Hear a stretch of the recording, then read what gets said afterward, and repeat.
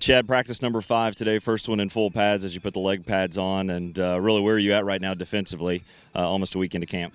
We've progressed well. Very competitive group. The young guys we've brought in are very talented. We're obviously young at the D-line, but they're competing really well.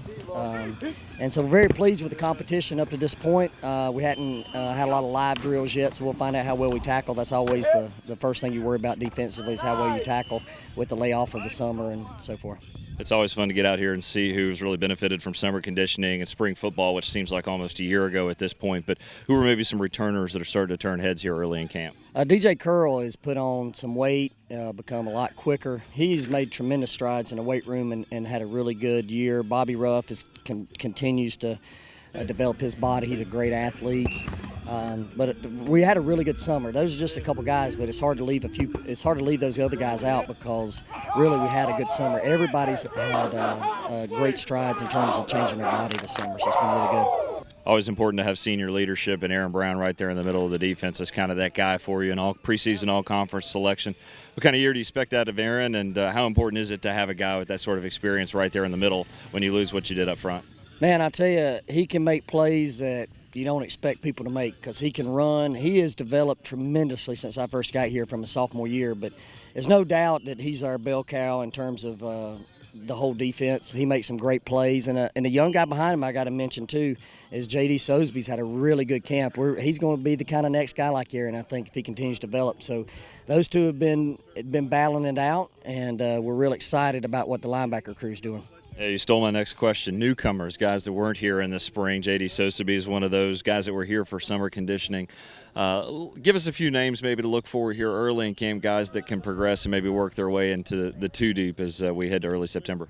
Really, the whole group, just speaking defensively, this may be from top to bottom. And of course, we signed a lot of defensive guys this year, but top to bottom, a very, very solid group. I think athletically, I think off the field, all of it put together. But J.D. Sosby's had a great camp. Darius Hopkins, man, he's had a great camp. He was a late signee for us, but I probably messed that one up. I should have went earlier on him. He is a good player. Demetrius Royer and all those young D linemen. The D linemen a little behind some of them, but that's just kind of the nature of the position.